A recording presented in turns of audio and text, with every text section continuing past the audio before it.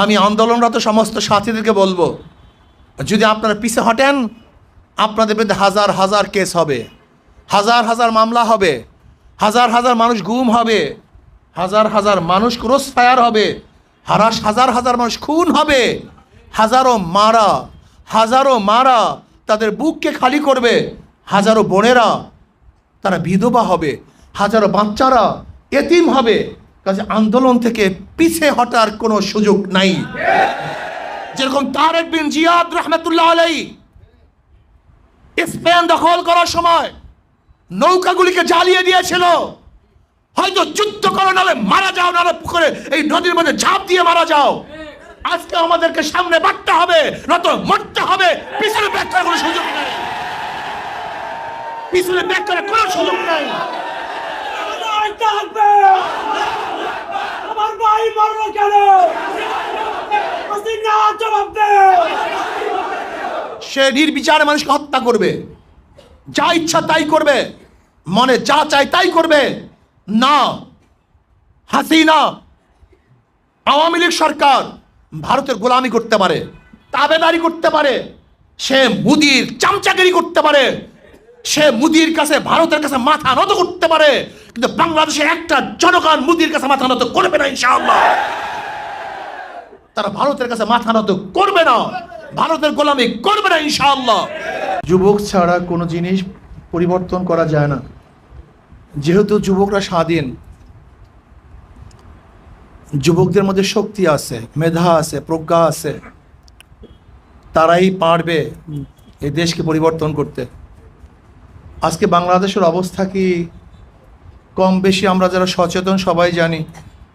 কোটা আন্দোলন চলতেছে, যেখানে ছাত্ররা তাদের অধিকার আদায়ের জন্য রাস্তায় নেমেছেন, সেখানে অবৈধ সরকার কি বলল?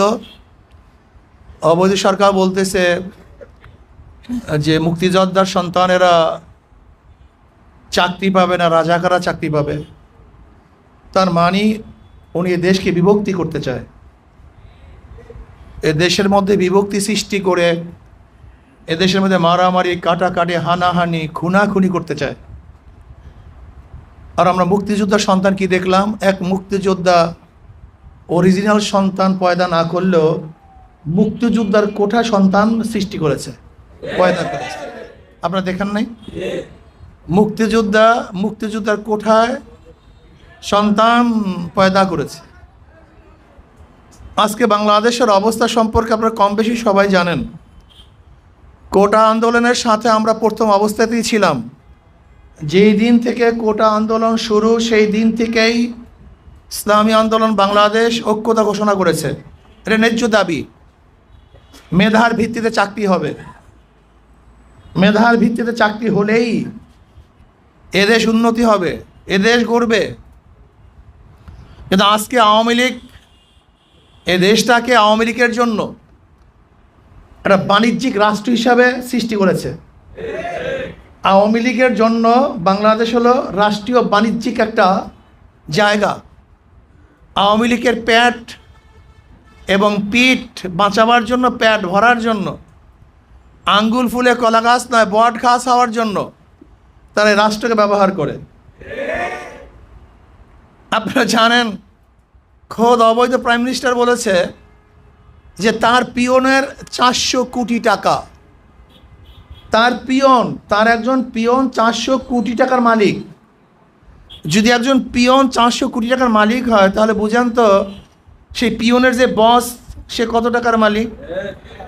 তাহলে আপনি বুঝেন একজন এমপি কত টাকার মালিক, একজন মিনিস্টার কত টাকার মালিক। বুঝতে পারবেন, একটু উদাহরণ দিলে বুঝতে পারবেন। ফরিদপুর জেলার একজন ছাত্রলীগের সভাপতি শুধু বিদেশের টাকা পাচার করছে 2000 কোটি। আর চীনে যাওয়ার পরে চীন সরকার বাংলাদেশ সরকারকে ভিক্ষা দিয়েছে মাত্র 1600 কোটি। চীন সরকার বাংলাদেশ সরকারকে ভিক্ষা দিয়েছে মাত্র 1600 কোটি। আর ওনার ছাত্রলীগের সোনার সন্তান একজন সভাপতি দেশ থেকে পাচার করেছে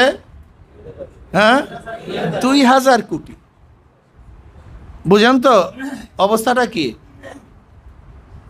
আজকে এ দেশ থেকে কোনো কোনো রেপোর্টের মধ্যে আসছে 10 লক্ষ কোটি টাকা, কোনো কোনো রেপোর্টের মধ্যে আসছে 12 লক্ষ কোটি, কোনো কোনো রেপোর্টের মধ্যে আসছে 14 লক্ষ কোটি টাকা শুধু বাংলাদেশ থেকে পাচার হয়ে গেছে। 14 লক্ষ কোটি টাকা।